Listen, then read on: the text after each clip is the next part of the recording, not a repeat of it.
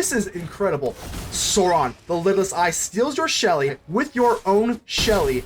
Death by your own creature. How Sauron is that? Ladies and gentle mages, civilians across the multiverse, welcome back to another episode of Mana Man, and today we've got a juicer for you. Before we dig into the deck, make sure to leave a like on the video. The button looks just like this and it helps out the channel tremendously. I greatly appreciate it. Let's go ahead and dig right in. All hail Sauron, that's right. Let's go ahead and start off Sauron, the Dark Lord. This is pretty much just like a Grixis kind of like control. It's control. Let's call it control shell. Got Sauron, the Dark Lord. Sacrifice a legendary artifact or legendary creature for reward. Now, this is my first time playing with Sauron. Actually, we actually have both of them. We'll go and get into both of them in a second, though. Whenever an opponent casts a spell, amass Orcs 1. Pretty freaking cool. Now, whenever an army, so this token, whenever it deals combat damage to a player, not only does the ring tempt you, which is nice, but whenever it tempts you, discard your hand, draw 4 new cards. So you get a fresh, I don't want to say fresh new hand, but 4 cards later in the game. Feels like basically a new hand. Absolutely love this thing. Now we also have Sauron, the Lidless Eye. Whenever this enters the battlefield, gain control of target creature an opponent controls. End of turn, you can untap it, and then for 3, you also can have creatures you control get +2, +0 until end of turn, and each opponent loses 2 life.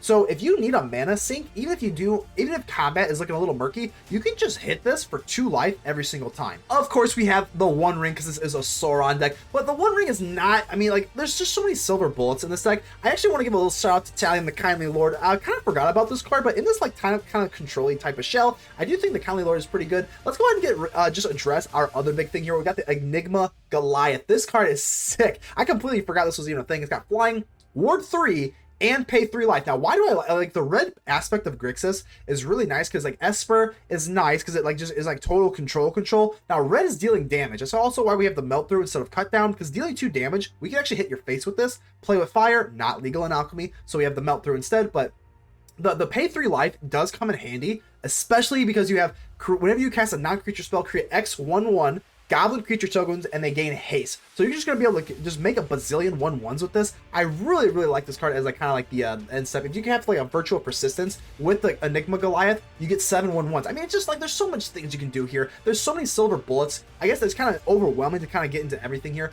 Gix's Command and Aklazas, just because why the frick not? It's Sauron. It's just Sauron. We got Chandra, which can also like copy instant or sorcery spells, and we do have the Decadent Dragon, which what do you prefer, Decadent Dragon or the Sauron's Ransom? Both of them gain you card advantage, and they both are in Grixis colors. This is 2 reds and a green, or a green, good look, green, get out of here, and a Sauron's Ransom. Like I said, what do we prefer? We do have 1 Brotherhood's End. I don't know how I feel about this card. It is decent, but we do run the Deep Cavern Bat, so for that reason, I am a little bit shy on the Brotherhood's End. But either way, we got Bring the Ending.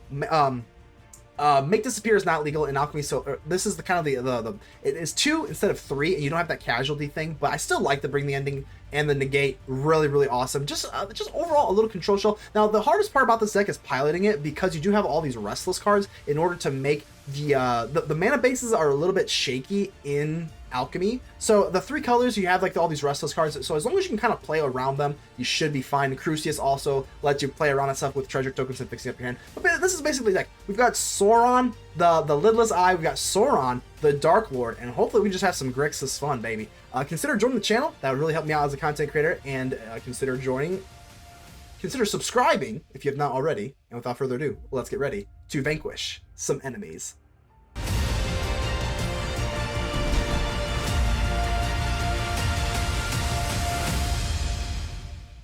Krushka, how we doing here? Okay, we got the melt through, so it's a little bit slower of a hand with the Sauron and the Chandra, but at least we can melt through any early threats, so we'll be okay. Plus, we're on the draw, or the play rather, so I think we'll be okay. Hopefully. So we got 265. It's kind of a high ranking there, so I'm a little intimidated, but we can make it work. We got Sauron. Things will be okay. We are the Lidless Eye. All right, so let's go for the Deep Cavern Bat. Pretty good top deck here. Let's take a look at what we're playing against. Let's take a peek, and ooh, so this is Orzhov. This is true Orzhov. Doesn't look to be the Esper. Juggernaut, Peddler, Virtue. I guess we'll just take the Virtue of Persistence. That's just going to trade with the Cavern Bat anyway, so we might as well take that. Alright, so the Peddler is going to come out, and let's see what they take. Either the Sauron or the Chandra. I actually don't know which one they'd rather have. I mean, the Sauron, yeah, probably Chandra, but I also, they take the Chandra. Okay, no problem. We at least get a Juggernaut here, and it's actually not that bad, because now we can, you know, sometimes you just use the Juggernaut that they give you, and like, you know, sometimes you just kind of use it, so. This actually is looking okay. I can melt through the Juggernaut Peddler. Can't go for the Restless Spire, even if I wanted to. And no, it's not. Yeah, even if I can't, because I don't have another red source. But That's okay. We can go for Melt Through, and then if they play down the Shelly, actually, eventually we have a go for the throat for it, so... Let's see if they use the Legion to Ashes. If they have... Oh, whoa. So this Captivating Crossroads, they use that for blue. So I guess this is Esper, I suppose? Okay. Well, let's go for the Melt Through. Just get rid of you, and if they play down a creature, we can go for the Throat It. See if they...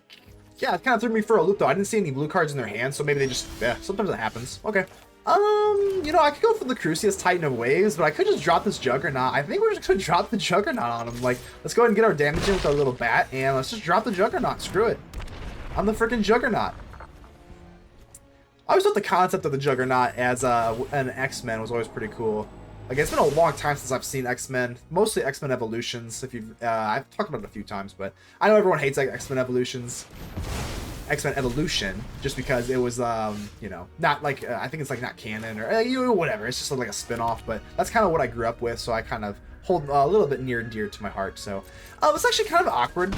I would like to kind of get Sauron out here, but I don't know. I guess we'll just kind of stay put here. Crucius, if we play it, they kind of just get rid of it, and they can blow up the board this way. I don't know. Maybe this is a little bit too passive. They do have the Invasion. I'm kind of waiting for them to play down the Shelly, but they're kind of just not. I think just like not playing anything is not really the move here. So if I go for Decadent Dragon, I guess we could at least kind of get like our land drop here, right? So let's go for Decadent Dragon. Yeah, let's go ahead and just do this. Get our value. This Decadent Dragon kind of growing on me a little bit. Okay, there we go. We get there. Oh, now we get the port card.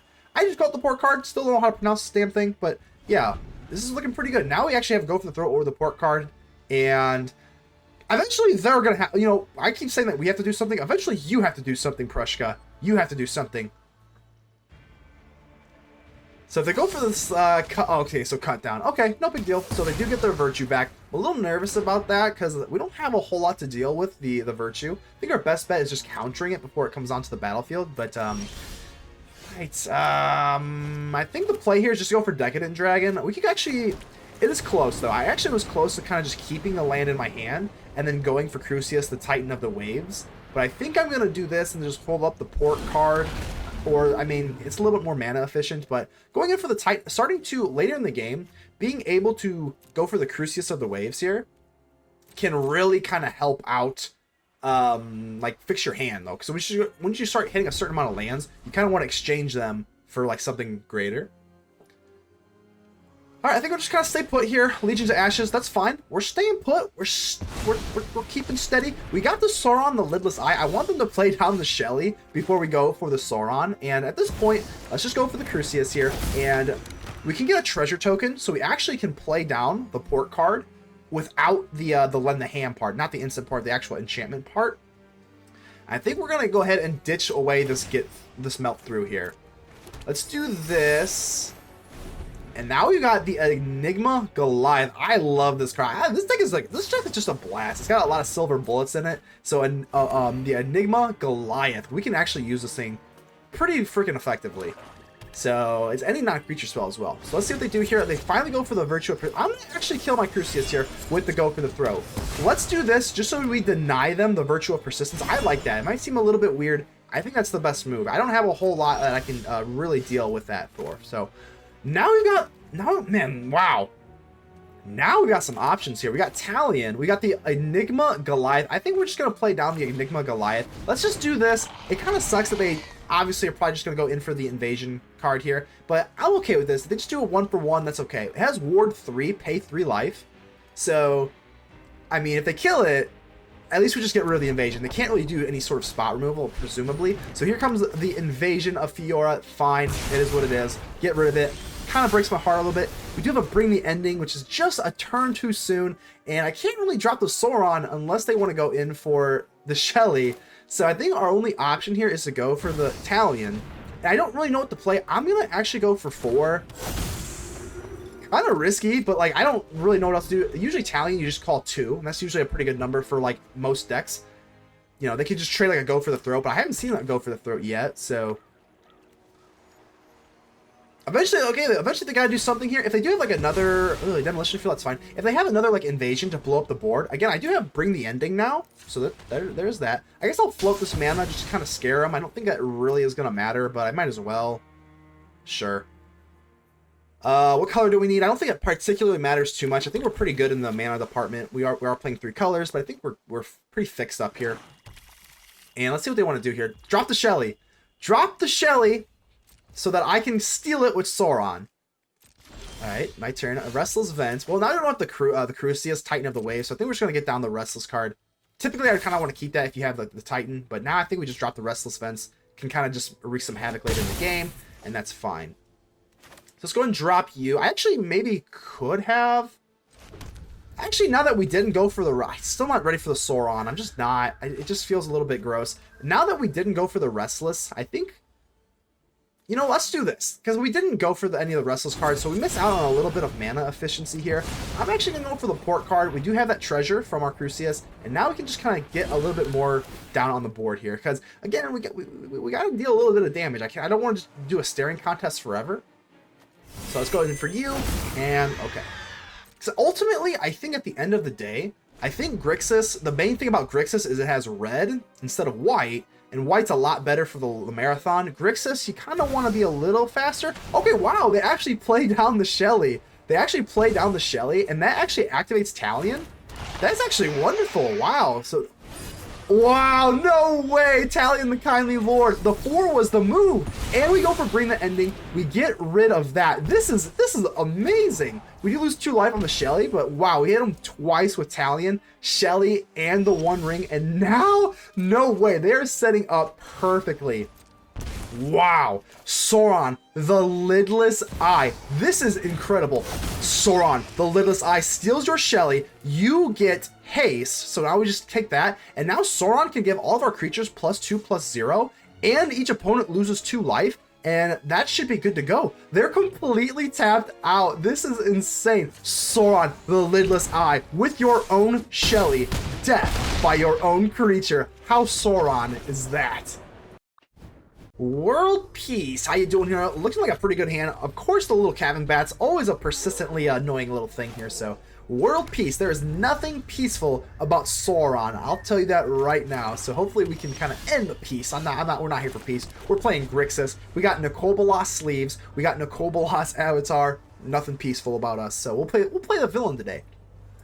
All right, see what we got here. I didn't go for the Deep Cavern Bat. Well, we actually couldn't because Captivating Crossroads has to come in tapped because we were on the play. So, I absolutely love Captivating Crossroads. That kind of design style, Dread Knight, it's not that big of a deal. There we go. Ooh, we got a Sauron, the Dark Lord early, which is always nice. I'm actually going to go for Deep Cavern Bat instead of the Virtue of Persistence. Virtue of Persistence, they can just kind of bring this back, so I guess we'll kind of disrupt them. Well, it doesn't really matter, just because they have 2 virtues. I guess we'll just go for the Sylex in case they were thinking about dropping this down to be more mana efficient, but they're gonna go for virtue. Yeah, they have 2 of them anyway. So okay, looking a little bit slow here just because the monster Dread Knight's gonna bash our face in, but that's okay. Now we got the melt through. Let's go for the Captivating Crossroads. Of course, it does come in untapped because it is now the 4th turn.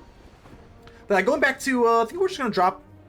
I think we're just gonna drop Rusko maybe. Rusko does kind of get hit by the other virtue, though, so maybe, yeah, it's fine. Let's go ahead and get our Midnight Clock out here and just kind of be on our turn. As far as, like, Captivating Crossroads, there is another card called Lonely End. Lonely End allows you to gain life if you're not the starting player. So a lot of those cards, I am a huge fan of, like, that kind of card design. Hopefully they have more cards like that in the future. I think that's what, like, the best alchemy kind of design is. It's like kind of like giving you a little bit of a buff if you were on the play, or the draw rather. So I guess we could go for Sauron the Dark Lord. I mean, for Sauron the Dark Lord, for Ward, they have a sacrifice a legendary artifact or a legendary creature, and they don't have that, so they can't really target it. They could go for, I'm thinking, what's like the worst case scenario, like Gix's Command or something like that. But other than that, I'm not too worried. If they go in for the Phyrexian Obliterator, they can't fight me. They can't fight me because the Phyrexian Obliterator is not a legendary. So Sauron the Dark Lord is ruining world peace. So I guess we're doing it. Okay, anytime they cast anything, we get a free token here, or we get to amass, not a token every time. Obviously if they already have one, that's fine. The Karn Sylex, I mean, if they want to get rid, if they want to tap all the way out to remove everything, I think we can live with that. I mean, they still need another land here, so they could swipe the board. I don't think I really want to commit to the land or the board any more than we have to. We do have Sauron, and how do we want to do this? So, I mean, we kind of don't like the Sylex. Sylex is kind of bumming me out a little bit. What's the play here? Let's give him a thinking. We have Sauron out here. Let's take our time and make sure the Dark Lord comes out on top. So if they do this, I mean, again, there's no telling that they even have a land in their hand to kind of go for the Sylex anyway. So I guess we're just gonna kind of do this. Let's get our damage in. Let's kind of just do it. Screw it. All right, let's do this. And now we get tempted by the ring. I think we can do this. Let's do this. Let's take 8 damage. And again, there's no guarantee that they do that. And now we get to choose a ring bear. Sauron, the Dark Lord, doing Dark Lord stuff. And I kind of like my hand. I do have Bring the Ending. We do have Melt Through. Melt Through can actually hit their face. This is why I kind of like. So I think we're actually just going to stay put. We're not going to discard it for 4 new cards. So, okay, let's see if they have another land. If they don't, they only have 5. And they're not going to be able to use the Sylex for the Dark Lord here. The Phyrexian Obliterate. Oh, Gix. Oh, this is fine. Gix's command is absolutely fine. We're just going to go ahead and just bring the ending. Yeah, this is great. Let's bring the ending to World Peace via Sauron, the Dark Lord. And that is just absolutely juicy. I'm going to go for the Melt Through on their face. I think we might as well. Can we actually do enough damage here to kind of clear them out? I don't know. Either way, we definitely want to be, we want to play everything that we have in our hand. So that's why I played the Melt Through. Because we can, as soon as this token does damage, we're going to be able to get into pretty much a fresh new hand. So let's go ahead and drop you. And, can we push for lethal? Not really. I kind of do want to get down the Virtue of Persistence. Because if we drop down the Virtue of Persistence... Let's do this. Drop it, because this is now that's a 7 drop. So even if they do go for the Sylex, even if they do find their land here, now Sauron, we're going to do this, and we're going to get a fresh new hand. Man, Sauron is so cool. Wow. I mean, this is my first time ever playing with Sauron. Really, really cool. And now even if they do find the land and they go for the Sylex, we have Virtue of Persistence, and it just skates by, because it's a 7 drop, not a 6 drop. So that's fine. Destroy each non-land permanent. And guess what? You cannot get rid of the Dark Lord. Arise from the dead. Sauron, the Dark Lord. Let's go. And they give it up. Good game. Elia Soul. And how you doing here? Looking pretty good. Standard hand. Let's get it going. Greedy Freebooter. Alrighty. We are on the draw. Just fine. Well, it's always a weird thing here. I guess we have the Melt Through. Do we want to get down the Blackcleave Cliffs, or do we want to kind of hold up the Negate? Either way, if we want to hold up Negate on time for turn 2, Deep Cavern Bat. So yeah, obviously, like, we made the decision not to go for Melt Through. I'm not going to Melt Through the Greedy Freebooter. I don't want to give them a treasure token. So I wanted to set up for Negate, potentially. So I had to get down. For a blue source, we had to go for that. So in case you're wondering, like, why the heck did you not just go for the Blackcleave Cliffs? That is why. Sometimes the sequencing between like all the Restless cards in a 3-color deck is a little weird, but ultimately I still think I'm fine with going for the Negate here. So now that we have the Chrome Shark, now things take another turn, because now I kind of do. Now if I want to get into the Chrome the Shark, so now that I know that they're not really having like a super aggro-y deck, I think we're gonna lean towards going for the Shark now. So we had a lot of twists and turns there. So like I was saying, like, yeah, the sequencing for the Restless cards and like your untapped lands can get a little funky.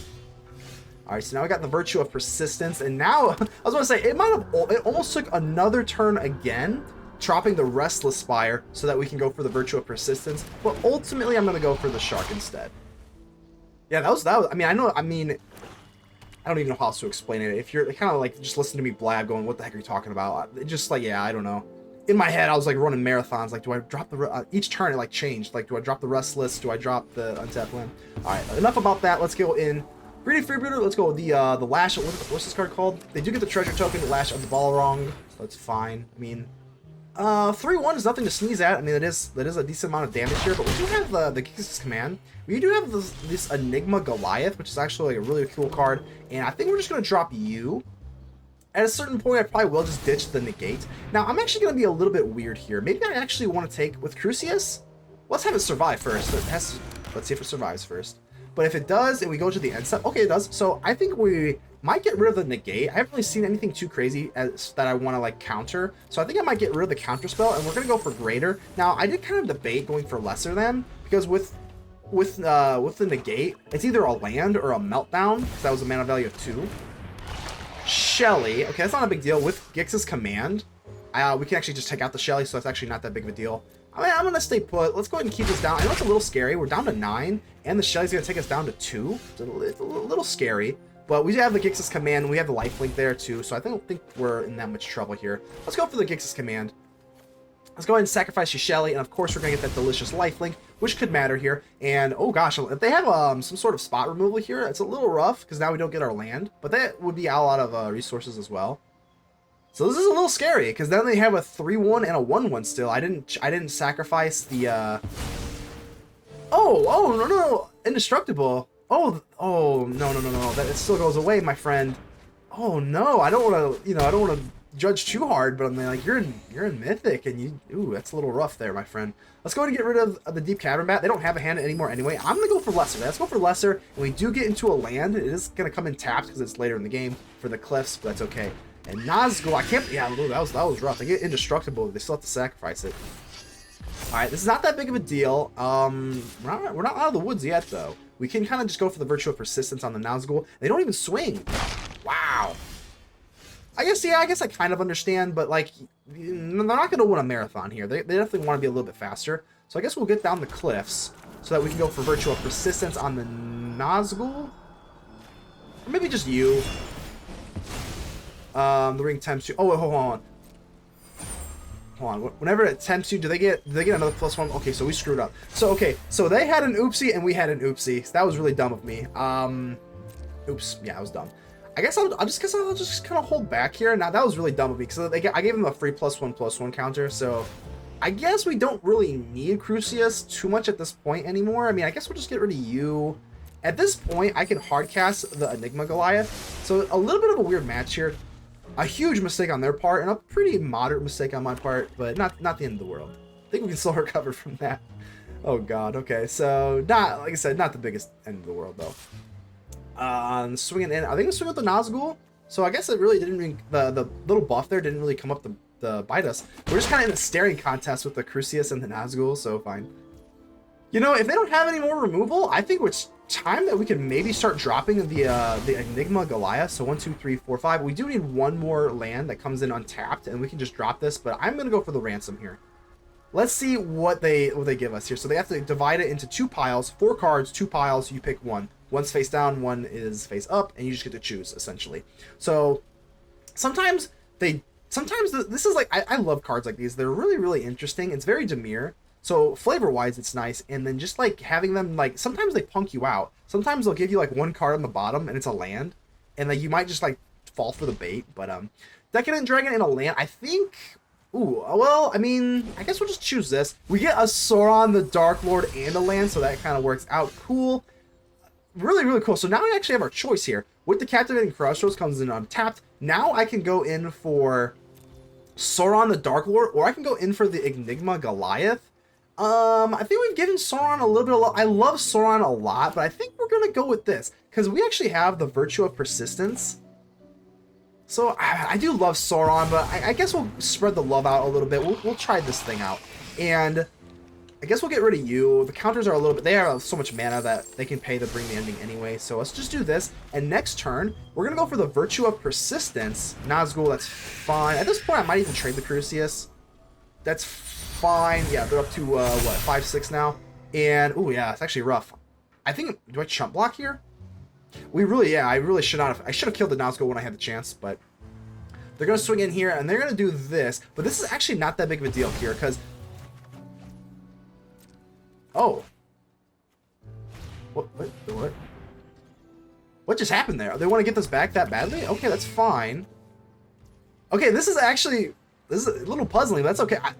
This is fine. This is fine. Now with the Enigma Goliath, we're going to drop the Virtue of Persistence. We do have a negate. Now the negate's better than the Bring the Ending right this turn. I can drop the Sauron the Dark Lord, but I think we're like I said, let's commit to the Goliath. Let's drop the Virtue of Persistence, and then we're going to get, what, 7 1/1s? I think that's pretty cool. Let's do that. Virtue of Persistence, and the Goliath goes off. Boom! Look at that. 7 1/1s with haste. I mean, that's pretty freaking cool. And let's swing in with the flyer here. I guess we'll just hold still. I mean, they do have a decent amount of damage on the board, so... But we create 7 1/1s. That's pretty cute. And, sure. Sure. Let's get rid of the Decadent Dragon. Hopefully we can end the game with Sauron the Dark Lord, and then things will be looking pretty good. Alright, Nazgul, what you got here? These do not have trample, so and they have their, even if they're the ring bear, it's only with power more than, so less than, we can just chump block for days, and they know that, so they withdraw the attack, and we're looking very, very good. So at this point we have the negate in case they had anything super crazy anyway. Virtue of Persistence, I guess we'll get back to Shelly. I think that's probably the most dangerous thing to us, and bring the ending just for good measure. Now we got this. Let's drop Sauron the Dark Lord alongside our Enigma Goliath, and things are looking good. I guess I could melt through, but let's do this. This will be, I think we have lethal next turn. I have no idea what they could even possibly have that would even bring them back into the game. At this point, we are just enjoying the Enigma Goliath and Sauron the Dark Lord, and I think we're just gonna take it. Typhoid Rats, yeah. And now with the Sauron the Dark Lord, it lets us amass one. If we even needed to, we can get a brand new hand with the Dark Lord, and they give it up. Curtains, baby! Salad Fingers. Oh my god, so Salad Fingers. I'm a little intimidated. Let's see what Man, if you don't know what Salad Fingers is, I don't know if it's just like my age or what, but like Salad Fingers when I was, it kind of creeped me out. Definitely. And I think that this could be a rumor. I don't know. I don't know. But I heard like the person who made Salad Fingers got like in some sort of legal trouble for being weird or something. I don't know. But either way, Salad Fingers, we're playing you. How's it going? Dreams of Steel and Oil. That sucks. I only have one creature in my hand, so I almost got away with like it feels so good when they have like that discard stuff, or if it's like Duress and you only have creatures and they don't get the discard. But unfortunately, our Decadent Dragon is going to go bye-bye, unfortunately. I guess we'll hold up the negate. I don't know if they have another discardy type thing. You just kind of hold up the negate. If they go for another Dream of Steel and Oil, well, we don't have another creature, so that's okay. But if they go for the Duress... Oh, rats. Okay.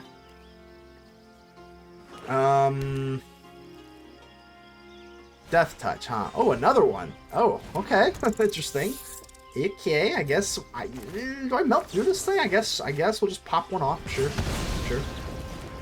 And now we gotta get, a ransom. The rest of the fence comes in tapped. And I think we'll just go for the Virtue of Persistence. I think we'll just let the negates be alone right now. We got Sauron, so we don't have Sauron, but we have Sauron's Ransom now. And let's see if we can get a little bit of card advantage that way.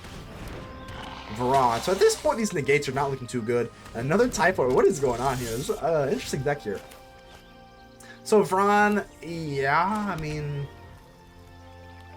I guess we'll do this now. I mean, maybe things change. The only reason I would do this now is because I do have Meltdown. So maybe they give me a Meltdown through the Ransom, and it kind of makes my... Wait, well, Salad Fingers, what are you doing? They just gave us all these 4 cards. What? It wouldn't be a person named Salad Fingers that just plays this weirdly. Like, well, you just gave me all the cards. Like, all right, Salad Fingers is gonna give me all the cards.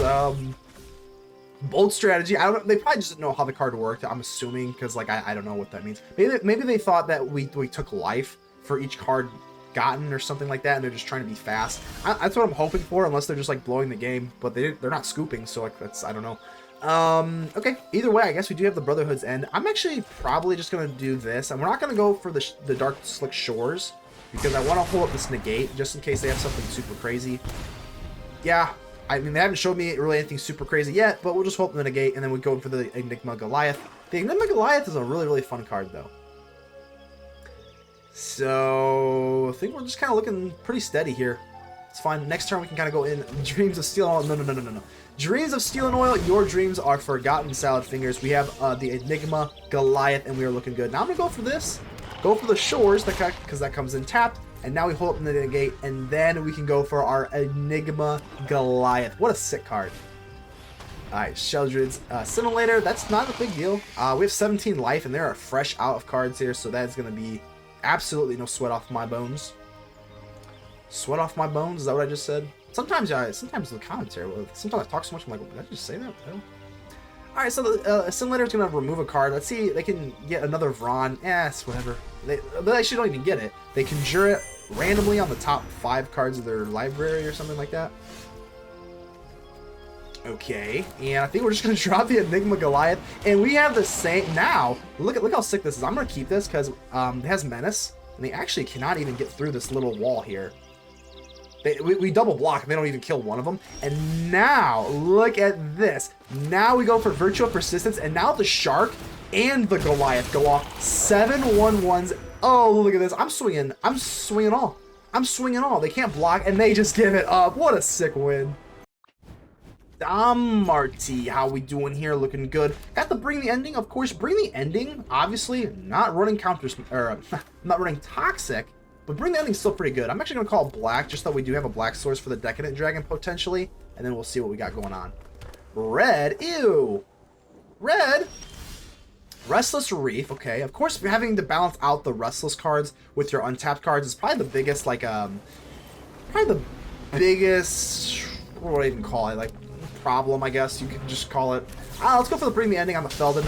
We do take one, which is a little unfortunate, but I don't want to melt through it just because obviously it gets it back. Let's go with the Restless Reef, and this kind of fixes us up mana wise. Let's go ahead and do this and see what we're playing against. Okay, well, they have no mountains is what I'm noticing first off, and second off, I guess we'll get rid of the Ranger's Firebrand. Now, why are we taking the 1-drop specifically? Because if they draw into a mountain, they could go for the Ranger's Firebrand and then keep up something that costs 2 to maintain more mana efficiency. Now if they want to hit my face, let's see if they even get a mountain here. So they don't anyway, but that's the reason why we take the one. It's not a drop, I guess, but you know what I mean. Okay, and I think we're looking okay. I think we're just probably gonna go for the Seed Shark. The Seed Shark, they have to take a 2-for-1 on the Seed Shark here, and then I can hold up a Melt Through. So let's do this, and I want to make sure that the auto tapper is not screwing me over so that I can hold up a Melt Through. So let's go ahead and drop our little Shark, and we can hold this Melt Through, and we're looking good. So let's see if they have another mountain. Yep, sure. Sure. Gotta be, I said sure, you gotta be watch out, there's sharks on the shore. Godric, that's fine, that's completely fine. Hopefully they attack for funsies, and we can just melt through. That'd be kind of funny. So I've had that happen, not with this deck personally, but like I have had that happen before where they just swing in when they're tapped out and they're just like for fun, and then they get like melt through like that, and it's pretty funny. Well, let's go for the Decadent Dragon here, just so we can get the chrome, the thingy, the Seed Shark. My goodness. And now we're looking good because now we steal a land from them, and I'm liking that a lot. And now we can get this this little incubator token up in the air. Okay. Swift Spear. Okay, we still have to be careful though. I mean, again, you're never out of the woods until they have no cards in their hand. Mono red can always beat you, man. So Rally at the Hornberg. Okie dokie. Does that tap them out? I think we're gonna go for the Melt Through. This is actually not that bad. We could do the Melt Through, or we can go for the Incubator token, but I'm just gonna go for the Melt Through. Maybe that wasn't the right move. Maybe that wasn't the right move, because if we incubate the token, they're not swinging in anyway. I don't know. Hindsight's 20/20, whatever. Let's go for the Decadent Dragon, and then we still have enough to incubate a token here, and now we're looking good. I might just use the Decadent Dragon. Typically, you want to attack with it, doing its best Goldspan Dragon impression, but the Decadent Dragon, we might have to just use it for defense. Oh man, I really wish I had a negate. I am running Bring the End or whatever the heck, and negate, so definitely have counter magic. We are Grixis, so it's unfortunate that we don't get into that. They do resolve this Fiery Inscription. I'm a little bit worried. This Fiery Inscription, oh god. Every single time they cast anything, they're just going to deal 2 damage to our face, and now they got the Monstrous Rage, but this actually isn't that bad. I'm going to double block. Oh, I'm absolutely double blocking. Absolutely. Not even close. They actually can't even kill both. We have 8 toughness combined, and we still get the kill this way. So we deal no damage. We get rid of their Godric. This is fine. Yeah, this is actually a good trade for us. That's actually wonderful. We keep the Shark, and now we can just activate this little guy for a 3/3. This is looking pretty good. Another Shark. Eventually, I do want to gain life somehow. Maybe we can just get into our Aclazotz or something. So let's go for the second Shark, and then we can go for the Ransom here. I'm doing this at sorcery speed. It doesn't really matter. A lot of matches you'd kind of want to use it as the instant, but I kind of want to plan. I want to know what I'm getting, and then I want to plan accordingly. So we're not going to do this as instant. We're doing it right now. Crucius and a Melt Through. It's okay. I think we're just going to take the Mystery Pile, and what do we get? A Brotherhood's End. Okay, that's pretty good. So like I said, yeah, I think we just kind of roll with the Mystery Pile there, and we're looking good. I think I'm gonna drop the Restless Vents, and do I want to swing in? I know that what they have in their hand, I think we are. At some point, we're gonna have to probably get a little aggressive here. Maybe a little bit too aggressive. I don't want to just have a staring contest with burn all day, because eventually they will burn you, especially with the Fiery Inscription. This Fire Inscription, look how much damage they can put on. That's 2. Lightning Strike is 3, and then 2 each, so that's 9? That's 9 just alone. Okay. And this Firebrand thingy can actually tempt them. So if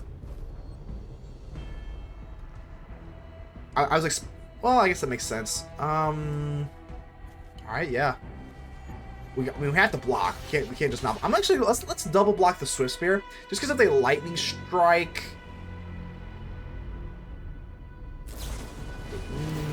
Fire Inscription is gonna blow us up, but at least we get the kill this way. Yeah, oh, the Firebrand is actually a sorcery. Yeah, that did kind of slip my mind here. So maybe I should have just double blocked like that. Ooh, okay, not a big deal though. We do have the Brotherhood's End. I think we're just gonna go for the Restless Vents, see if we can kind of dig into our deck here a little bit. So let's swing in. We have to swing in with at least a few cards here. So 20. I think if we swing in all, we're just kind of hoping that they maybe just don't drop anything super crazy. Let's leave one thing back. Darkslick Shores has to come in tapped, so let's do that.